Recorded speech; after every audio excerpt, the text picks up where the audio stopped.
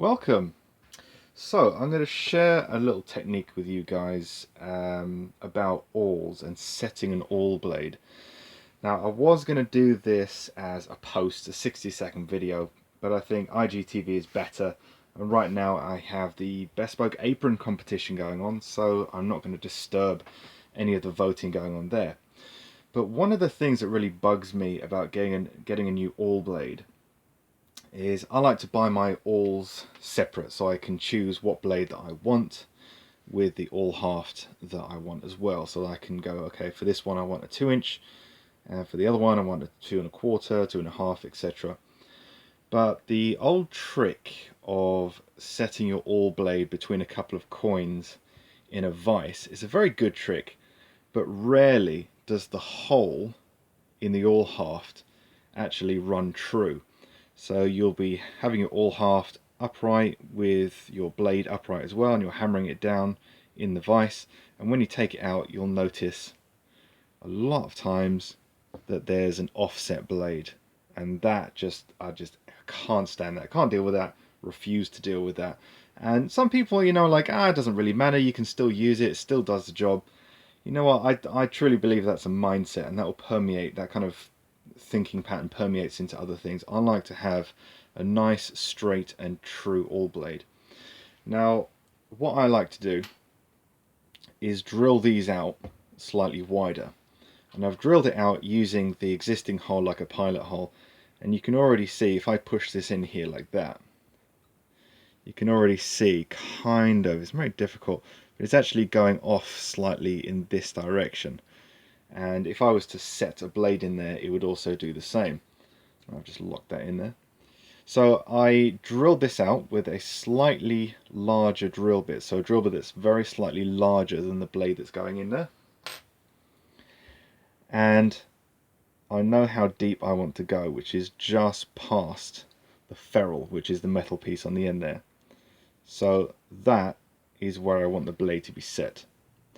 And instead of just hammering it in, we're going to do a different trick.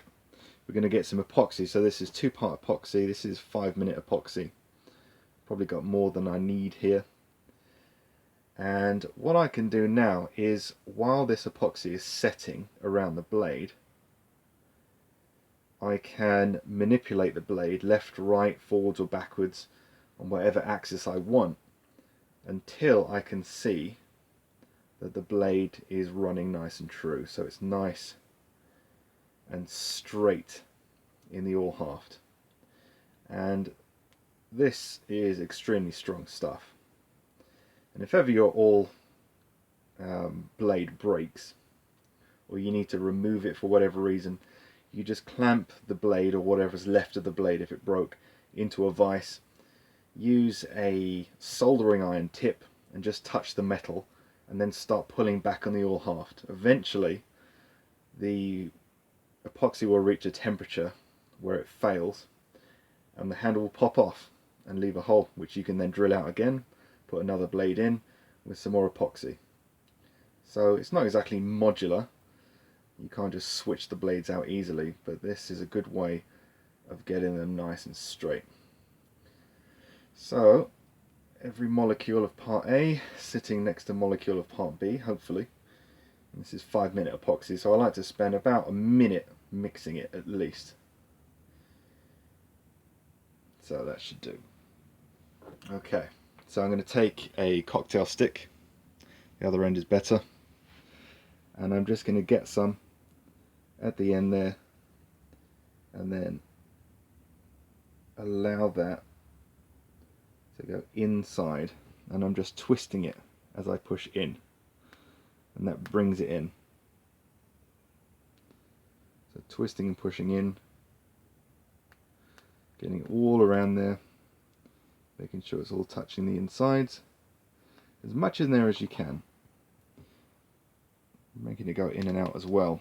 It helps to get rid of some air bubbles, causes a vacuum that pulls it in. So I'm going to get my blade, and I'm going to get some on there as well, and this way we can get some mechanical lock as well. If you don't know what that is, quick Google. I like to get it on the end as well there, just to smooth that out. Okay, so just twisting as you go in and out, in and out, in and out, just gets rid of some air bubbles. And I can feel that it's in the bottom there, but it's slightly off center. Right, perfect. Okay, so I'm checking along the end. I'm going to straighten that up, and don't be afraid just to pull it in and out a few times until you get that exact position where it's nice and straight along both axes. So I'm using the screen on the camera as well just to have a look to make sure it's straight. Okay, when you're happy with that, you can wipe some excess off if you want to. I'm just going to take a tissue very carefully so as not to disturb the blade. I'm just going to wipe off any excess there.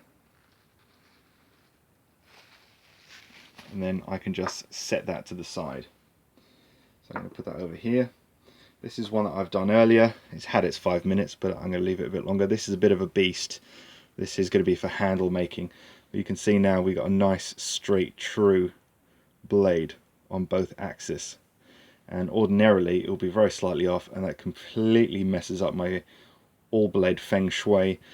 And yeah, I can't deal with that. So this is my method of making sure that not only do you have a solidly retained awl blade in your haft, but it's nice and straight on both axes, and it's not going to bother you again. Thanks for watching, guys. If you have any comments or questions, just comment below. Cheers for watching.